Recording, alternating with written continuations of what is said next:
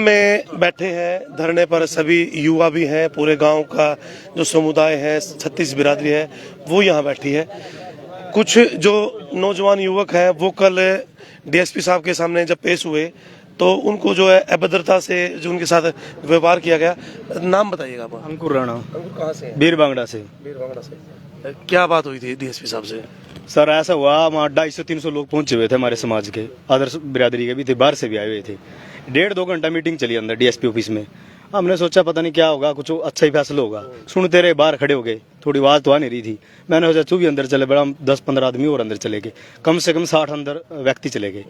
बात करते रहे, जो कोई बुजुर्ग बोला भाई तू बोल कैसे रहा, तू पंच है, तू सरपंच है, तू ऐसे बोल रहा है। कह रहा मैंने ऐसे थोड़ी बुलाए थे जब मैं गया। ये अंकल जी बोले, इसको बोले भाई तेरी उम्र हो गई है तो तू ऊपर जाएगा। हाँ, और दूसरा बोले उसको भी, डीएसपी का नाम देखा था क्या? मुकेश कुमार, मुकेश ही था सर। हाँ मुकेश कुमार ही था, ऐसा कुछ नाम था उसका। ऐसा चुप बराबर में बैठे हुए थे। तो जो भी बोले उसको टका आगे बोले, वो गुंडागर्दी टाइप में, जैसे गुंडो। फिर कहता मैं तो पुलिस वाला हूँ, मैं अच्छा व्यक्ति हूँ, मैं अच्छा काम करूंगा, मैं ऐसे निष्पक्ष जांच करूंगा, मैं ये करूंगा। बोला भाई 2-4 के नाम तूने बोले मैं निकाल दूंगा। मारे कोई कह रहा एहसान जता रहा हमारे ऊपर बोल बोल के। हमने सोचा भाई चल कोई बात नहीं, मैं भी आगे बढ़ता चला गया, मैं आगे चले गया। मैंने कहा जी डीएसपी साहब बात सुनो हमारी, आप कैसे बोल रहे हो, ये बात भी ऐसे कर देंगे। उसने बोला हमारा फाड़ दूंगा, 307 लगा दूंगा। किस बात पे लगा दे भाई 307? अनपढ़ बैठे हैं सारे आदमी। कौन सी गंडासी चला दी भाई, कौन सी गोली मार दी सरदार को, और कौन से उसके घर पे हमने, यहाँ से कम 500 मीटर पड़ता है उनका डेरा। बता कौन चला गया वहाँ पे? वीडियो में साफ साफ दिखाई रहा है, सब सड़क के इधर खड़े हुए हैं, पुलिस इधर खड़ी हुई है। बता कौन सी ऐसी बात होगी?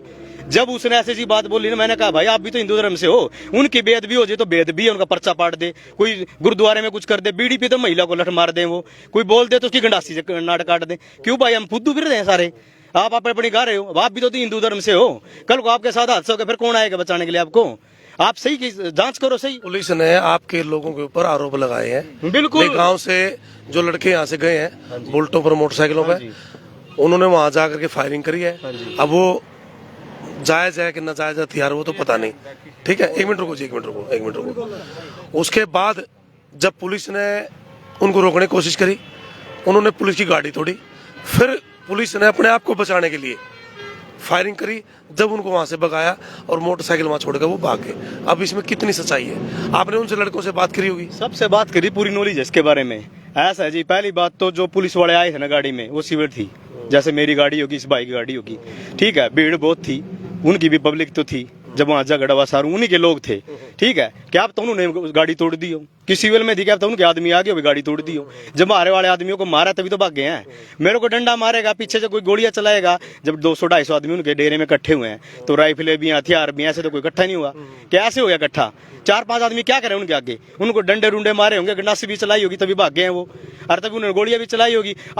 अपने आप को बचाने के लिए पुलिस ने गोलियां चलाई है या हवाई फायर के रहे हैं, तो गाड़ी उन्होंने भी तो वो भी तोड़ सकते हैं ना। पुलिस वाला क्या कह रहा है डीएसपी, भाई गाड़ी भी तुम लोगों ने तोड़ी है, मैं 307 लगाऊंगा और तुम्हें अंदर ठोकूंगा।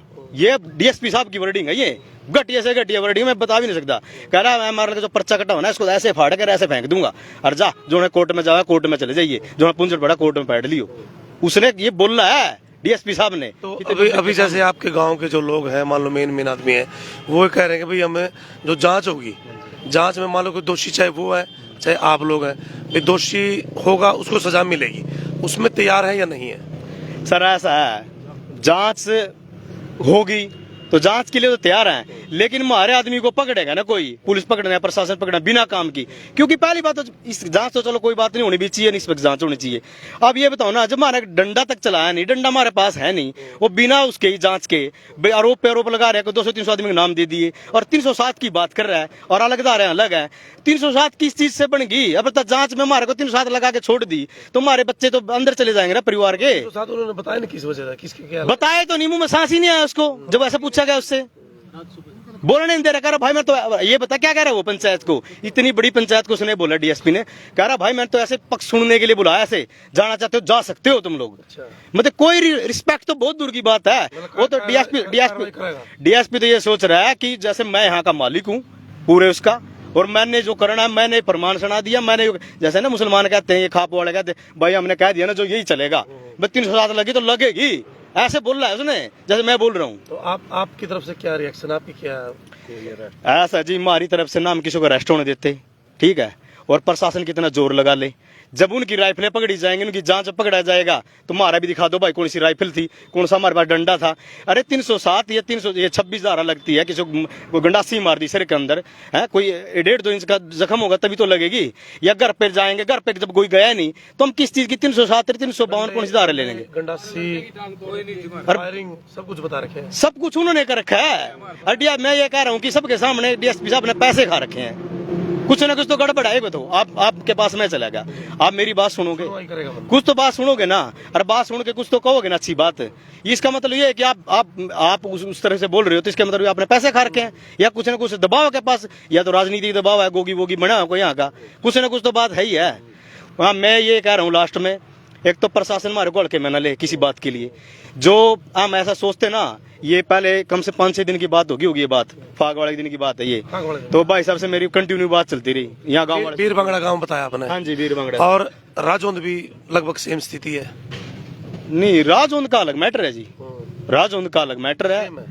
नहीं सेम नहीं है जी, वो धार्मिक झगड़ा नहीं है जी, वो धार्मिक नहीं है वो तो। इसको आप मतलब धार्मिकता में हाँ, ये तो पता क्या जी, मैंने डीएसपी साहब को बोला, मैंने गुग्गा माड़ी बोर्ड से सुनो, मैंने इसको बोला ये जमीन हमारी ही थी, पंचायत की लगा लो, गुग्गा माड़ी की सारी अपनी थी, छुड़वाई गई थी 2-4 साल पहले, 2-3 साल पहले।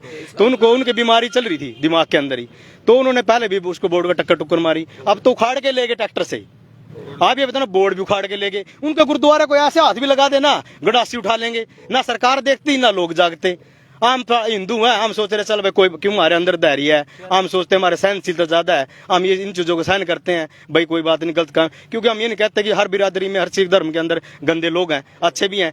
तो भाई साहब ने सोचा भी कोई बात नहीं, भाईचारा बने रहे और ये इसका फैसला हो जाएगा। ये पहले दिन से लगे हुए हैं तो भाई प्यार से लेकिन उन्होंने भी रात को उन्होंने भी यही कहा था भाई किसी भी तरह प्रकार से झगड़ा जो है खत्म हो जाना चाहिए। अब उसके बाद क्या स्थिति रही वो समझ में से पर। अब ये पता क्या बात हुई जी, जब ये चलते रहे, ये पुलिस वाला के चक्कर में रहे, भाई पुलिस वाले जो कहते रहे, पंचायत जो कहते रही मानते रहे, ये 2 बार मानी 3 बार मानी, कोई बात नहीं चली, कंटिन्यू बात चलती रही। लेकिन थाने के अंदर से बाद में जब ये लास्ट मीटिंग हुई ना, लास्ट में उसने बुलाया, पहले सरदार बुलाए, वहीं सरदार थे, फिर हमारे को बुलाया गया, तो उसने ऐसी सी बात कर दी ना जिसकी बात हमने ये धरना और ये प्रदर्शन ये सिस्टम खड़ा करना पड़ा, ऐसे थोड़ी कोई करता है। जब हमारे को सही संतुष्टि हो जाती है, भाई कोई बात नहीं, सही काम हो रहा है। अभी तक आमने सामने नहीं बिठाया गया राणा जी? कुछ भी नहीं कर रहे आमने सामने। ये बताओ ना, मैंने पैसे खा लिए, मैंने एकदम ले लिया किसी से, मैं आमने सामने क्यों बिठाऊंगा? मेरा काम ही नहीं आमने सामने का। मुझे तो ये है कि इस पक्ष को फंसा दो, धारा लगा दो और आपस में लड़ते रहेंगे, ना लड़ेंगे, पैसे खाए लिए। और उनको ये था भी छोटा सा गाँव लावड़ा, छोटा मोटा गाँव है, कौन बोलेगा और कौन आवाज उठाएगा? अरे हिंदू है तो बोलते ही नहीं है। अरे इनको ये नहीं पता, हम जब जाग जाते हैं ना, फिर हमारे को कोई हमारे आगे अड़ने वाला कोई व्यक्ति नहीं आज तक आया। मुगल 800 साल लगातार मुगलों से लड़ा हमने। रकम सिंह। पूरा मामला पता लग गया होगा? पूरा मामला पता है जी, बिल्कुल पता है। देखिए, जब भी कोई धारा लगती है तो उसका कुछ ना कुछ आधार होता है, लेकिन अब क्या है कि 307 वो डीएसपी साहब लगाने जा रहे हैं, लगाने की बात कर रहे हैं, लेकिन उसका कोई आधार नहीं है। किसी को 307 वाली चोटें नहीं लगी है, किसी को कोई नुकसान नहीं हो रखा। सिर्फ कितने बच्चों के नाम है? बुजुर्गों के भी नाम है।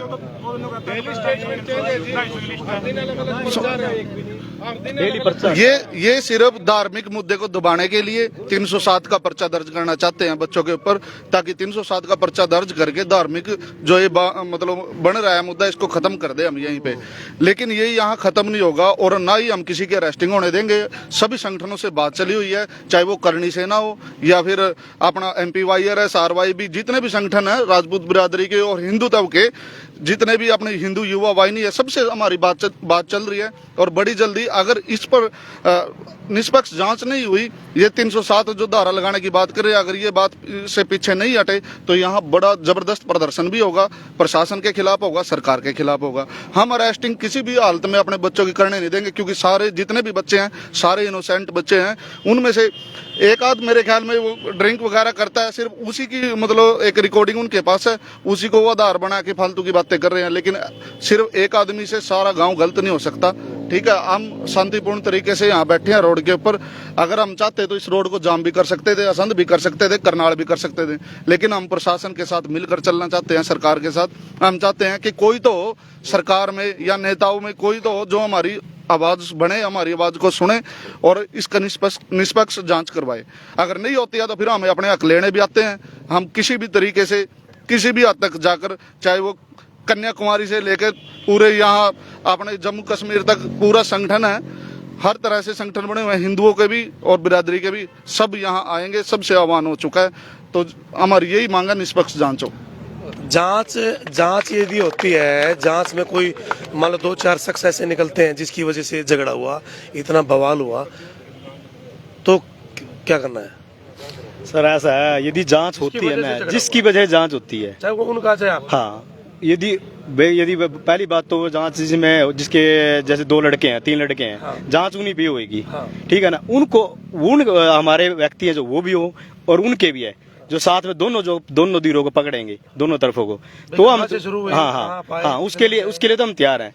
लेकिन हमारी बेअदबी हुई हिंदू धर्म की, हम वो बर्दाश्त नहीं करेंगे किसी हद में भी। उनकी बेअदबी हमारी है नहीं है, ये बात हमारे बड़े दिन से चल रही है, लेकिन अब हद हो गई उनकी।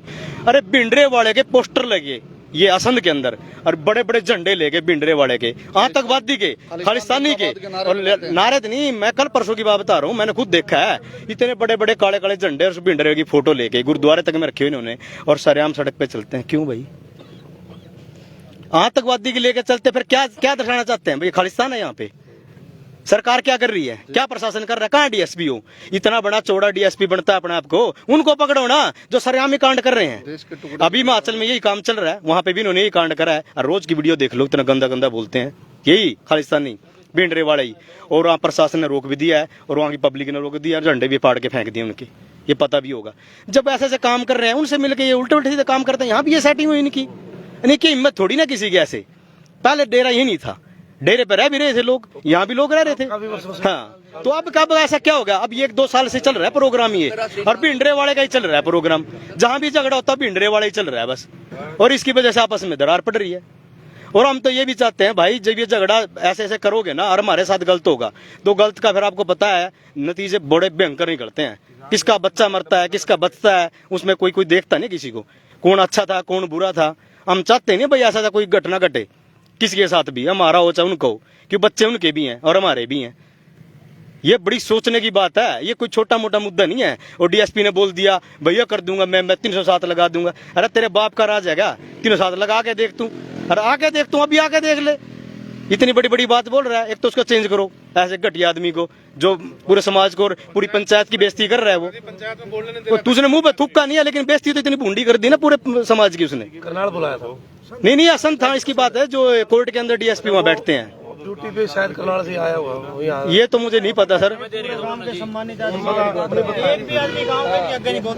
डीएसपी असंध को यहाँ को नियुक्त किया गया और शायद करनाल से आए थे, मुकेश नाम है उसका, और मुकेश नाम है। तो दोनों जो पक्ष हैं वो बुलाए गए, लेकिन विनम्र निवेदन है कि आप अपने समन्वय से काम लें, क्योंकि इस प्रकार के जो विवाद है वो धार्मिकता में आगे ना जा करके उसका विकार रूप धारण कर ले। और नौजवान है, यदि कोई स्थिति कल को गंभीर होती है तो उसके जिम्मेवार जो प्रशासन के ये लोग होंगे, कुछ ऐसा ही भाई। हाँ जी, ये जिम्मेवार होंगे। हाँ, डीएसपी जिम्मेवार होगा जो कल को कोई कांड होता है, असंध प्रशासन का पूरा जिम्मेवारी होगी। और डीएसपी में ना तो जो सर, मैं यही बता रहा हूँ, हमने लगातार 850 साल लगातार मुगलों से युद्ध करा है, कभी भारत को ना गुलाम नहीं होने दिया, और उसके नदी पार करने नहीं दिया हमने कभी भी। और आ भी गए ना तो मेवाड़ का इतिहास उठा के देख लो, और 300 साल लगातार